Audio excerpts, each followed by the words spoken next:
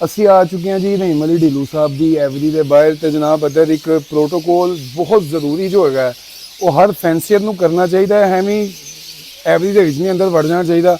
ਤੇ ਜਨਾਬ ਇਹ ਦੇਖਣਾ ਤੁਸੀਂ, ਇਹ ਸੈਨੀਟਾਈਜ਼ ਕੀਤਾ ਜਾ ਰਿਹਾ ਜੀ, ਠੀਕ ਹੈ ਜੀ। ਇਹ ਹੱਥਾਂ ਤੇ ਵੀ ਹੈ ਤੇ ਇਹ ਚੱਪਲਾਂ ਤੇ ਵੀ। ਤੇ ਇਹ ਚੀਜ਼ਾਂ ਬਹੁਤ ਜ਼ਰੂਰੀ ਹੁੰਦੀਆਂ ਨੇ, हर एवरी की जरूरत हैगी है। तो असी रहीम भाई को इंशाअल्लाह ताला पूछांगे कि जनाब है किहड़ी दवाई है जिहड़ी तुसी एवरी दे अंदर लैके जान तो पहले इजाजत। बिल्कुल। तो जनाब चलने हैं जी रहीम भाई की एवरी। आ जाओ।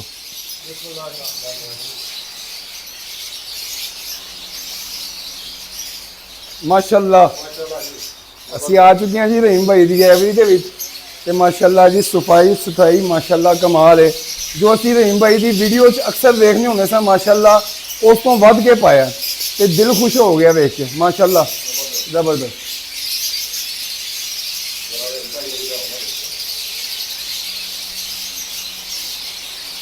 तो जनाब एक ए हॉल है तो असी दूसरे हॉल वाल चलने तो रहीम भाई देखने की कर रहे हैं। सर तुम इन्होंने डायरेक्शन देते रहो पीछे देख के। तो सर ए कैमरा इधर भी घुमाओ। ए साढ़े सर उस्ताद भी ने माशाल्लाह रहीम भाई। अस्सलाम वालेकुम sir, thank you very much. Thank you आने के लिए यार आप दोनों का। सर ਤੁਹਾਡੀ ਮੁਹੱਬਤ ਦਾ ਸ਼ੁਕਰੀਆ ਕਿ ਤੁਸੀਂ ਸਾਨੂੰ ਟਾਈਮ ਦਿੱਤਾ। ਕੁਝ ਚੀਜ਼ਾਂ अपनी एवरी है जो मर्जी आओ। जज़ाक अल्लाह जी, बहुत शुक्रिया। कुछ चीज़ें हैगियां सी जो ब्रीडिंग सीजन शुरू हो गया है, किसने बॉक्स लगाते हैं कुछ लगा रहे हैं। तो मैं चाह रहा था कि रहीम भाई नाल मिल के, क्योंकि अलहमदुलिल्लाह इस चीज़ से किसी को डाउट नहीं गा माशाल्लाह सीनियर ब्रीडर ने। तो एक दूसरे नाल मुलाकात करके ही चीज़ां सीखियां जांदियां ने। कोई मुकम्मल नहीं होता कि कोई समझे कि जी सानू सब कुछ ही पता है। तो ऐसे वाले ना रहीम भाई को आया सन तो वेख्या मैं कि जी रहीम भाई को पूछे जी ब्रीडिंग सीजन की तैयारी हो रही है। तो रहीम भाई ओवर टू यू सर, साढ़े दोस्तों को दसो जी। अस्सलाम वालेकुम जी सारिਆਂ ਨੂੰ। ਤੇ ਪੰਜਾਬੀ 'ਚ ਗੱਲ ਹੋਏਗੀ। अच्छा आदिल साहब तैयारी से तुसीं वेंदे रहे हो ਜਿਹੜਾ मैं पूरा प्रोसेस तकरीबन 1 महीने तो ज़्यादा हो गया जिसदे सारे पिंजरे जिन्हें तुसीं देख रहे हो ना सारे तुपे ने proper with all the equipment chemical वो जो गन होती है वाटर गन ये सारी चीज़ों नाल मतलब असी आप है मेक श्योर करना कि साडी एवरीज कोई ऐसी बैक्टीरियल या वायरल ग्रोथ ना होए या फंगल ग्रोथ ना होए बिफोर द ब्रीडिंग। ठीक है। तकरीबन सानू 1 महीना लगा तो आओ विखाने जाने ਇਹ ਸਾਰਾ ਕਰਦੇ ਕਿ ਇਹਦੇ 'ਚ ਸਾਰੇ ਪਿੰਜਰੇ ਐਸੇ ਐਵਰੀ ਦੇ ਤੁਪੇ ਨੇ, ਅਗਲੀ ਐਵਰੀ ਦੇ ਤੁਪੇ ਨੇ। ਫਿਰ ਇਹ ਜਿਹੜੀ ਤੁਸੀਂ ਦੀਵਾਰਾਂ ਵੇਖ ਰਹੇ ਹੋ ਇਹ ਵੀ ਹਰ ਸ਼ੈ ਵਾਸ਼ ਹੋਈ ਹੈ, ਈਵਨ ਛੱਤਾਂ ਵੀ। ਠੀਕ ਹੈ ਜੀ माशाल्लाह। ਤੇ ਉਸ ਤੋਂ ਬਾਅਦ पेयरिंग मैं थोड़ी बात ही करती हुई है क्योंकि मैं ज़रा लेट करवाना नॉर्मली बर्ड ब्रीड ना कोशिश करना जो वैदर बिल्कुल स्टेबल हो। पेयरिंग जी वो मैं करती थी लेकिन तुम देख रहे होगे कि बॉक्स हाले तक नहीं लगे। हालांकि मौसम स्टेबल है इसलिए नहीं लगे कि जो वैदर स्टेबल हो जाए even then one should wait for like 10-15 दिन होर। ठीक है। ठीक है ताकि एक बार बर्ड भी ठहराव आ जाए जो मौसम बदलेगा बर्ड के अंदर भी चेंजिंग आती है जिवें इंसानों के अंदर आती तो इंशाल्लाह और 10-15 दिन बाद असी बॉक्स लावांगे लेकिन थोड़े थोड़े परिंदियां नूं सारियां नूं नहीं जेडे बर्ड तैयार होंगे जिन्हां दी एज पूरी हो गई है जेडे तैयार ने बाकी बॉक्स सब जनवरी तक लग गए। ठीक हो गया। अच्छा जी बॉक्सिस की तो समझ लग गई कि बॉक्सिस रहीम भाई किदों लगा रहे हैं। मैनू जितों तक याद पैंदा है जैसे अगस्त शुरू होया तो लोगों ने बॉक्सिस लगाने शुरू कर दिते हैं। फिर बाद चो शिकायत करते हैं जी अनफर्टाइल हो गए जी, वो बर्ड ने अंडे नहीं दिते जी, जोड़ा नहीं लगा जी, काफ़ी प्रॉब्लम्स आ जांदियां ने। तो एक सीनियर ब्रीडर नूं ते एक मैच्योर ब्रीडर नूं मिल के यही फायदा होंदा है कि चीज़ां सीखण नूं मिलदियां। जैसा कि रहीम भाई ने कि 8 तो 10 दिन बाद मौसम देख के बॉक्सिस लगावांगे तो ऐसा ऐसा जनवरी तक बॉक्सिस लगते रहेंगे।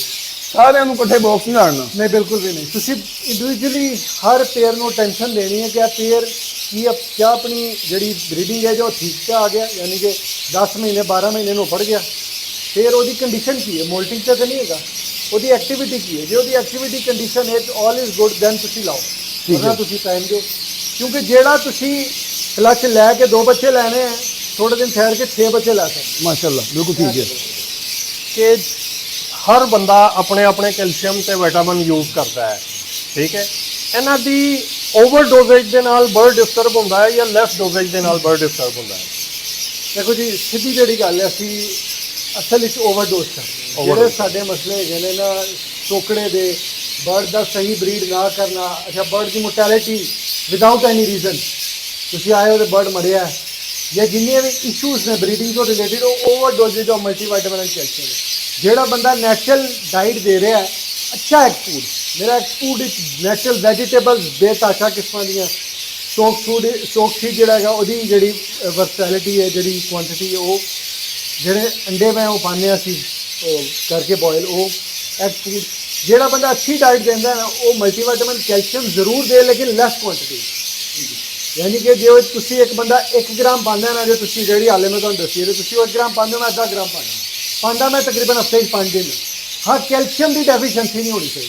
ਬਿਲਕੁਲ ਸਹੀ, ਜ਼ਬਰਦਸਤ। ਇਹ ਗੱਲ ਮੇਰੀ। ਲੋ ਜੀ, ਇਹ ਹੁਣ ਮਾਸ਼ਾਅੱਲਾ ਰਹੀਮ ਭਾਈ ਬੜੀ ਦੇਰ ਤੋਂ ਲਵਬਰਡ ਬਰੀਡ ਕਰਾ ਰਹੇ ਨੇ, ਤੇ ਅੱਜ ਕੱਲ੍ਹ ਨਾ ਮਾਰਕੀਟ ਦੇ ਵਿੱਚ ਕਾਫੀ ਸਾਰੇ ਨਵੇਂ ਉਸਤਾਦ ਵੀ ਆਏ ਨੇ, ਤੇ ਹਰ ਬੰਦਾ ਕਹਿੰਦਾ ਜੀ ਇਹ ਵੀ ਪਾ ਦਿਓ, ਇਹ ਵੀ ਪਾ ਦਿਓ, ਇਹ ਵੀ ਪਾ ਦਿਓ, ਇਹ ਵੀ ਪਾ ਦਿਓ। ਬਟ ਅਸੀਂ ਜੋ ਅੱਜ ਸਿੱਖਿਆ ਹੈ ਜੀ ਕਿ ਆਪਣੇ ਬਰਡ ਦਾ ਕੈਲਸ਼ੀਅਮ ਔਰ ਵਾਈਟਾਮਿਨ ਕੰਟਰੋਲਡ ਫਾਰਮ 'ਚ ਪਾਉਣਾ ਚਾਹੀਦਾ ਹੈ, ਔਰ ਇਹ ਕੰਟਰੋਲਡ ਫਾਰਮ ਸਿੱਖਦਿਆਂ ਟਾਈਮ ਲੱਗਦਾ ਹੈ। ਤੇ ਜਨਾਬ ਸਾਰਿਆਂ ਨੂੰ ਇਹੀ ਕਵਾਂਗੇ ਕਿ ਜਨਾਬ ਸੀਨੀਅਰ ਬਰੀਡਰਸ ਨੂੰ ਆ ਕੇ ਮਿਲਿਆ ਕਰੋ, ਇਹਨਾਂ ਕੋਲ ਬੈਠਿਆ ਕਰੋ, ਇਹਨਾਂ ਕੋਲੋਂ ਸਿੱਖਿਆ ਕਰੋ ਕਿ ਯਾਰ ਕੰਮ ਕਰਨਾ ਕਿਸ ਤਰ੍ਹਾਂ ਹੈ। ਹਰ ਬੰਦਾ ਘਰੋਂ ਸਿੱਖ ਕੇ ਨਹੀਂ ਆਉਂਦਾ। ਅਸੀਂ ਵੀ ਅੱਜ ਟਾਈਮ ਕੱਢ ਕੇ ਆਏ ਹਾਂ ਰਹੀਮ ਭਾਈ ਦੇ ਕੋਲ, ਇਹਨਾਂ ਨੇ ਮਾਸ਼ਾਅੱਲਾ ਸਾਨੂੰ ਟਾਈਮ ਦਿੱਤਾ ਹੈ, ਤੇ ਅਸੀਂ ਇਹਨਾਂ ਕੋਲੋਂ ਬੜੀਆਂ ਚੰਗੀਆਂ ਗੱਲਾਂ ਸਿੱਖ ਕੇ ਜਾ ਰਹੇ ਹਾਂ। ਓਵਰ ਟੂ ਅਦੀਲ ਭਾਈ ਜੀ।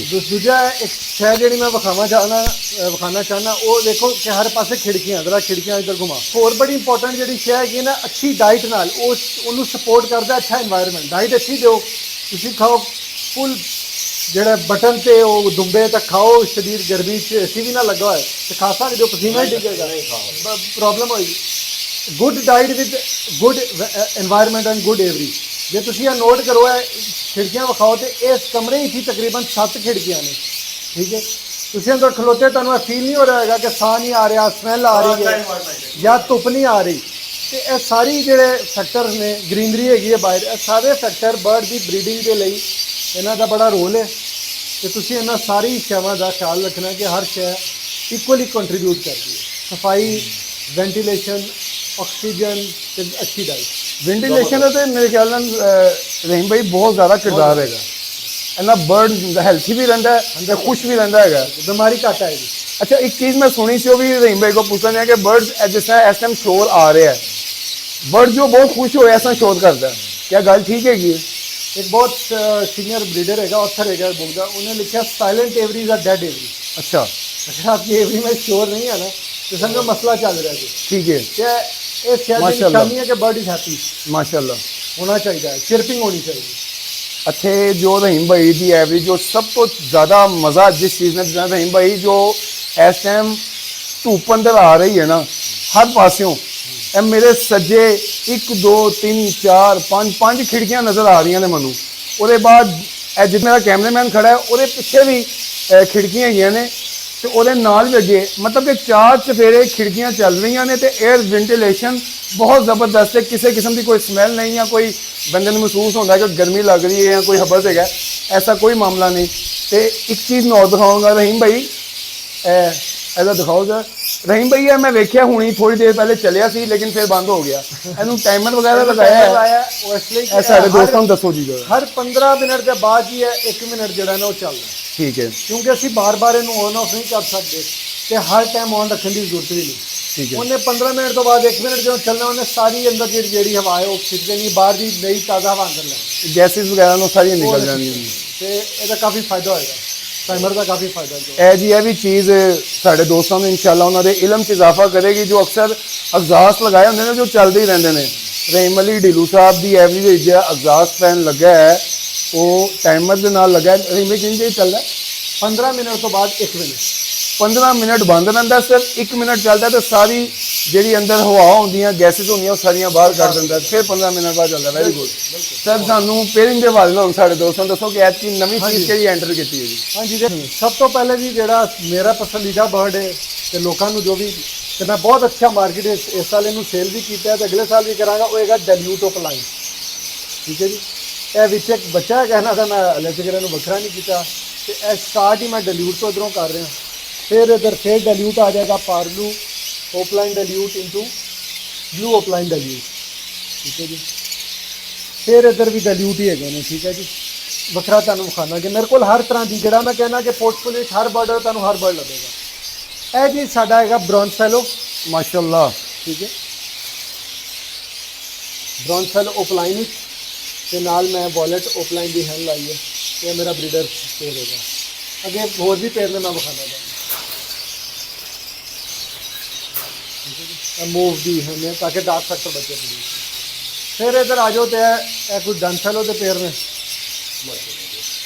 Green dun fallow split blue one blue two का मेल है तो ब्लू अपलाइन जो शो विनर मेरा बर्ड है वो बेटी है। ऐसे स्प्लिट बननगे इस साल इंशाल्लाह तो बड़े बैलेंस तुसी फीमेल का स्ट्रक्चर या बीक हैड सारा देखोगे तो बड़ा बैलेंस है माशाअल्लाह। फिर ए डन फैलो ये मेरे घर के अपने बर्ड ने, अपने ब्रेड बर्ड ने। ਇਹ ਵੀ ਹੈ ਪਿਛਲੇ ਸਾਲ ਦੀ ਬਰੀਡਰ ਯੰਗ ਹੈ ਨੇ, ਫਸਟ ਟਾਈਮ ਬਰੀਡ ਕਰੇਗੀ। ਇਹਦੇ ਪ੍ਰਾਇਮਰੀ ਫੈਦਰ ਬਲੈਕਿਸ਼ ਨੇ ਇਸ ਡਨ ਫੈਲੋ ਦੇ। ਤੇ ਜਿਹੜਾ ਮੇਲ ਹੈ ਇਹ ਵੀ ਜਿਹੜਾ ਬਰਡ ਹੈਗਾ ਇਹਦਾ ਦਾਦਾ ਉਹ ਵੀ ਚੈਂਪੀਅਨ ਹੈਗਾ, ਉਹਦੀ ਇਹ ਬੇਟੀ ਹੈ, ਉਹਦਾ ਬੇਟਾ ਹੈ। ਤੇ ਇਹ ਫੀਮੇਲ ਇਹਦੇ ਵੀ ਸਪਲਿਟ ਬਣਨਗੇ। अच्छा जी रहीम भाई एक चीज़ मेरे जहन च आ रही है, साढ़े दोस्तों ਨੂੰ ਇਹ ਦੱਸਦੇ ਚਲੋ, जैसा कि ਤੁਹਾਡੇ ਨਾਲ कैमरे तो हट के भी गल हो रही सी ओपलाइन ਦੇ ਹਵਾਲੇ ਨਾਲ, पार ब्लू अपलाइन सिंपल सर चंगा बर्ड क्या मार्केट एवं रुलदा पिया? चंगा बर्ड मैंने चाहिए सी, मैंने नहीं मिला। मैं ताहिर शेख साहब ने क्योंकि उन्होंने बर्ड बहुत अच्छे ने ओपलाइन, मियाँ अहमद साहब के बहुत अच्छे ने। तो मैं हालांकि मेरे अपने बर्ड शो विनर ने, लेकिन मैं बर्ड ऐड किए ने इस साल भी उन्होंने, तो वो नहीं मिलता आराम नाल अच्छा बर्ड। इधर आओ जी, ए बर्ड देखो, ए मेरा ब्लू टू ओपलाइन टेल फैलो दी हैन है, ठीक है। ब्लू टू ओपलाइन है तो विजुअली पेल फैलो है तो नाल पार ब्लू ओपलाइन स्प्लिट पेल फैलो का मेल है माशाल्लाह जी। ठीक है सर, साइज माशाल्लाह देख के मज़ा आ गया। तो सारे मेरे अपने कार के बर्ड है जी। अच्छा जी, ब्लैक एंड म्यूटेशन में जो रेवोल्यूशनरी बर्ड है जो हर बर्ड को चेंज करेगा वो एक्वा है, और इस एक्वा में फिर एक्वा 1 है, एक्वा 2 है। और इंटरेस्टिंगली बहुत सारे लोगों को नहीं पता कि एक्वा में एक ऐसा बर्ड है जिसको होमोजाइगोट और होमोजाइगस भी बोलते हैं, जो कि ब्लू टू की जैसे वर्किंग होती है, इसमें एक्वा की भी वर्किंग है। वो सारे ही एक्वा निकालेंगे और वो पाकिस्तान में किसी के बाद नहीं। तो जो म्यूटेशन का दौर है वो अभी इनके लिए मेरे हिसाब से शुरू हुआ।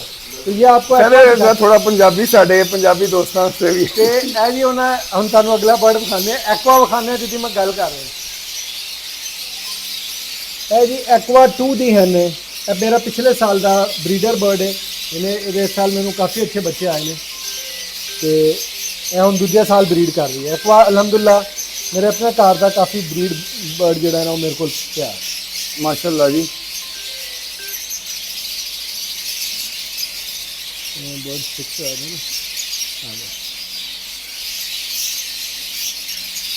ना ऑफलाइन है नाल एक्वा 2 है माशाल्लाह। यूविंग ऑफलाइन एक्वा 2 बहुत खूबसूरत बर्ड है जी।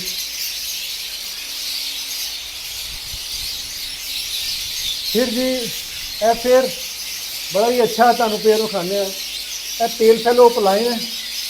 यह जोड़ा है मेल है विजुअली टेल फैलो ओपलाइन का, पार ब्लू ओपलाइन टेल फैलो और पार ब्लू ओपलाइन स्प्लिट टेल फैलो की फीमेल है। सर ब्लू टू वर्किंग है जी? हाँ जी, ब्लू टू भी है और इसकी मैंने आउटक्रॉस भी डाला हुआ इसमें। फिर ये अगेन डन फैलो दोबारा जी माशाल्लाह डन फैलो जी। ये भी मेरा घर का ही ब्रेड बर्ड है, यंग मेल है इस साल का। और ये पॉसिबल ओपलाइन है, विजुअली पाब्लू डन फैलो है। और जिसके साथ फीमेल है ये भी बहुत अच्छे, जो मेरी लाइन ओपलाइन की है उसके साथ ये इसके भी स्प्लिट बनेंगे इस साल। इसका बॉडी स्ट्रक्चर फीमेल का ये सारी चीज़ें डन फैलो की जब तक हम स्प्लिट्स पे वर्किंग नहीं करेंगे तो वो क्वालिटी चीज़ें नहीं बनेंगी और ऑब्वियसली उसके लिए एक वक्त दरकार है। अच्छा जी माशाल्लाह डन फैलो दी पूरियां लाइनां नज़र आ रही हैं, अल्लाह ताला नज़र बद तो बचाए जी माशाल्लाह। अच्छा रहीम भाई तुसी पिछले साल भी डन फैलो ब्रीड करवाया है सर, डन फैलो के बारे भी अक्सर आ रहे जी इस साल डन फैलो की थैले आएगा तो जिन्हें डन फैलो लाया है, जैसे मियाँ अहमद साहब को मैं लास्ट टाइम गया वहाँ उन्होंने भी डन फैलो लगाया है, अज तुहाडे को आया तुहाडे भी माशाल्लाह काफ़ी कैबिनेट से डन फैलो लगे है। क्या डन फैलो ब्रीड करवाना इन्ना आसान है कि जी हर कोई हूँ कंधा पे जी रेट दे आएगा तो असं ला लाँगे डन फैलो? देखो जी टेल फैलो जो है ना पाकिस्तानी पिछले 5-6 साल तो मैं ब्रीड करा रहा। ਤੇ ਅਲਹਮਦੁਲਿਲਾ ਜਿਹੜਾ ਪਹਿਲਾ ਪੇਲ ਫੈਲੋ ਓਪਲਾਈਨ ਗ੍ਰੀਨ ਪ੍ਰੋਡਿਊਸ ਕੀਤਾ ਸੀ 2017 ਚ, ਅੱਜ ਵੀ ਪੋਸਟ ਲੱਗੀ ਬੇਤਾਸ਼ਾ ਇੰਪੋਰਟ ਹੋਇਆ। ਅੱਜ ਦੇ ਦਿਨ ਤੱਕ ਉਹਦੀ ਮੰਗ ਪੂਰੀ ਨਹੀਂ ਹੋ ਸਕਦੀ ਤੇ ਡਨ ਫੈਲੋ ਦਾ ਤੇ ਕਰ ਹੀ ਨਹੀਂ ਸਕਦੇ। ਫਿਰ ਇਸ ਤੋਂ ਬਾਅਦ ਬ੍ਰੌਂਜ ਫੈਲੋ ਹੈਗਾ, ਉਹ ਅਸੀਂ ਹਾਲੇ ਕਿੰਨੇ ਸਾਲਾਂ ਦੀ ਵਰਕਿੰਗ ਕਰ ਰਹੇ ਹਾਂ ਤੇ ਡਨ ਫੈਲੋ ਬਰੀਡ ਕਰਾਉਣਾ ਕੋਈ ਆਸਾਨ ਨਹੀਂ ਹੈਗਾ। ਉਹਦੀ ਵਜ੍ਹਾ ਇਹਦੇ ਚ ਕੁਆਲਿਟੀ ਮਾੜਾ ਜਿਹਾ ਬਰਡ ਤੇ ਉਹ ਵੀ ਨਹੀਂ ਹੁੰਦਾ। ਤੇ ਜੇ ਤੁਸੀਂ ਕੁਆਲਿਟੀ ਬਣਾਉਣੀ ਹੈ ਤਾਂ ਕਈ ਸਾਲ ਚਾਹੀਦੇ ਨੇ। ਮੈਂ ਇਹਨੂੰ ਅਗਲੇ 4-5 ਸਾਲ ਦੀ ਪਲੈਨਿੰਗ ਦੇ ਹਿਸਾਬ ਨਾਲ ਕਰ ਰਿਹਾ। ਮੈਂ ਡਨ ਫੈਲੋ ਪਿਛਲੇ ਸਾਲ ਵੀ ਕੋਈ ਸੇਲ ਨਹੀਂ ਕੀਤਾ, ਇਸ ਸਾਲ ਵੀ ਸ਼ਾਇਦ ਮੈਂ ਨਾ ਕਰਾਂ ਕਿਉਂਕਿ ਮੈਂ ਆਪਣੀ ਲਾਈਨ ਬਣਾਉਣੀ ਹੈ। ਇੱਧਰ ਆਓ ਜੀ, ਤੁਹਾਨੂੰ ਬੜੀ ਨਵੀਂ ਤੇ ਡਿਫਰੈਂਟ ਦੀ ਵਰਕਿੰਗ ਖਾਣੇ ਆ। ਇਹ ਲੋਕਾਂ ਨੂੰ ਹਾਲੇ ਨਹੀਂ ਪਤਾ ਕੀ ਹੈ ਤੇ ਨਾ ਲੋਕੀ ਇਹ ਸੋਚ ਰਹੇ ਨੇ ਕਿ ਮਿਊਟੇਸ਼ਨ ਵਿੱਚ ਕੀ ਕੰਮ ਹੋਣਾ ਹੈ। ਇਹ ਕ੍ਰੀਨੋ ਓਪਲਾਈਨ ਦੀ ਫੀਮੇਲ ਹੈ ਤੇ ਐਕਵਾ 2 ਓਪਲਾਈਨ ਦਾ ਮੇਲ ਹੈ। ਇਹਦੇ 'ਚ ਇੱਕ ਐਸਾ ਬਰਡ ਪ੍ਰੋਡਿਊਸ ਹੋਏਗਾ ਜਿਹੜਾ ਫਿਲਹਾਲ ਐਕਵਾ ਓਪਲਾਈਨ ਹੋਏਗਾ ਲੇਕਿਨ ਸਪਲਿਟ ਇਨੋ ਤੇ ਵਰਕਿੰਗ ਸਾਰੀ ਹੋ ਰਹੀ ਹੈ ਐਕਵਾ ਓਪਲਾਈਨ ਇਨੋ। ਉਹਦੇ 'ਚ ਵੀ ਐਕਵਾ ਇਨੋ 1 ਵੀ ਪ੍ਰੋਡਿਊਸ ਹੋਣਾ ਤੇ ਐਕਵਾ ਇਨੋ 2 ਵੀ ਹੋਣਾ ਜਿਹੜਾ ਦੁਨੀਆ 'ਚ ਰੇਅਰ ਹੈ ਤੇ ਪਾਕਿਸਤਾਨ ਵਿੱਚ ਹਾਲੇ ਤੱਕ ਇਹਦਾ ਬਰਡ ਪ੍ਰੋਡਿਊਸ ਹੋਇਆ ਹੀ ਨਹੀਂ। ਲੋ ਜੀ, ਇਹ ਵੀ ਵਰਕਿੰਗ ਇਹ ਤੁਹਾਨੂੰ ਸਾਰਿਆਂ ਨੂੰ ਵਿਖਾਤੀ ਹੈ ਜਨਾਬ, ਕੁਝ ਨਹੀਂ ਲੁਕਾਇਆ, ਕੋਈ ਸੀਕ੍ਰੇਟ ਵਰਕਿੰਗ ਨਹੀਂ ਕਿ ਲੋਕੀ ਕਰਨ।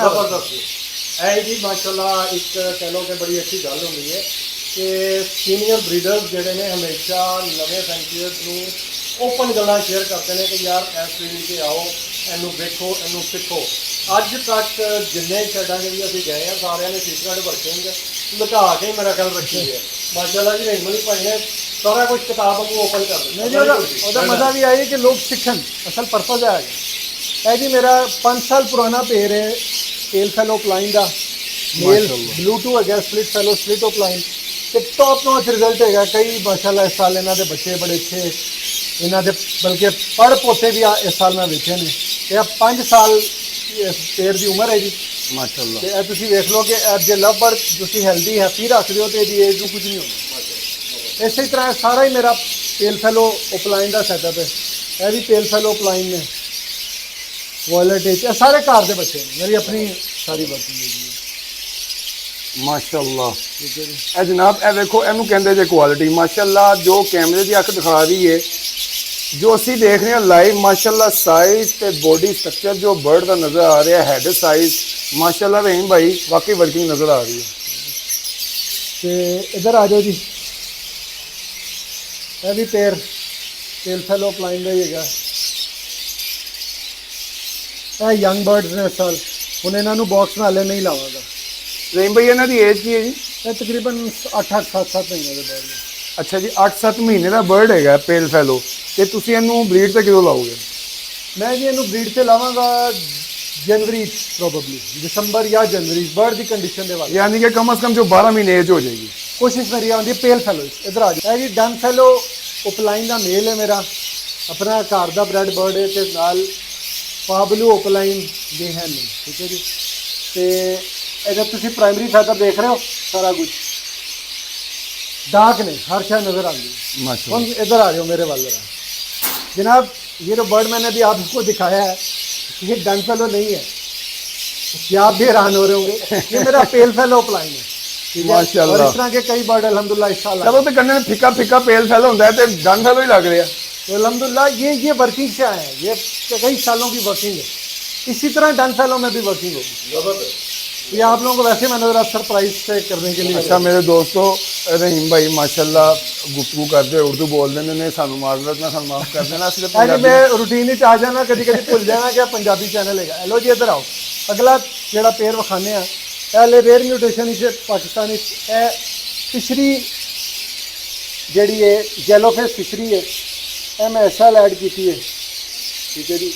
यह भी यंग बर्ड ने हाले इस टाइम पहले साल ब्रीड करेंगे इंशाल्लाह माशाल्लाह। One of the rare mutation जी अगेन हर बर्ड ही ऐड होगी। इसी तरह जी है फिर एक यूनिक जी वर्किंग है, एक्वा 2 ਓਪਲਾਈਨ का मेल है पिछे, ठीक है जी। ते नाल ये पेल फेलो ਓਪਲਾਈਨ भी हैं। एक्वा ਓਪਲਾਈਨ पेल फेलो अगेन काफ़ी वक्त लगेगा ये, लेकिन एक बहुत खूबसूरत बर्ड प्रोड्यूस होगा वो वर्किंग। इधर फिर डन फेलो की वर्किंग है, मेरे कार दी ब्रेड बर्ड ने done fellow split blue one, blue और पॉसिबल ऑफलाइन है, कोई कंफर्म स्प्लिट ऑफलाइन है, इसी तरह से भी कुछ।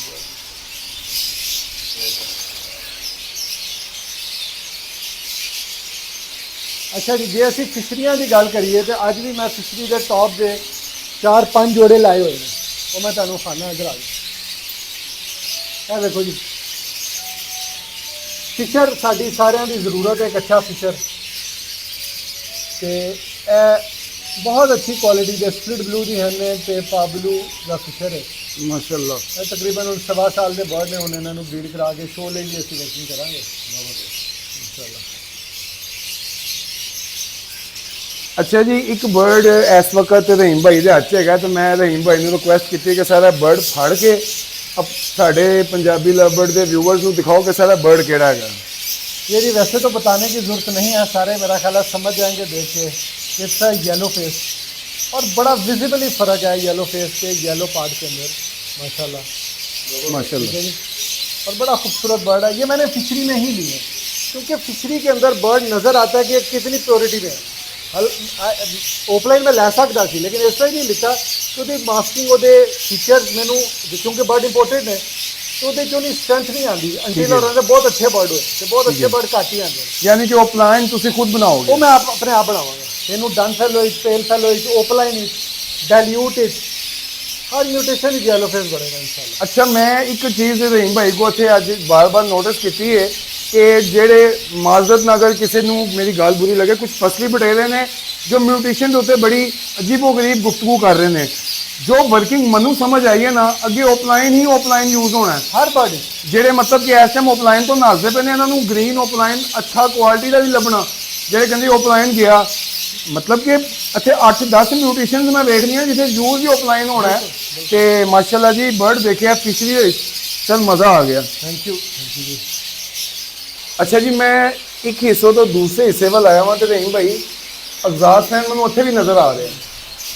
ये देखो जी एग्जास्ट फैन इत्थे भी लगा है। एयर वेंटिलेशन मैं बयान नहीं कर सकता कि हर पासे खिड़कियां ही खिड़कियां ने ते जेडे एग्जास्ट फैन लगे ने इस साइड से भी लगा है, ये तुसीं देख सकते हो।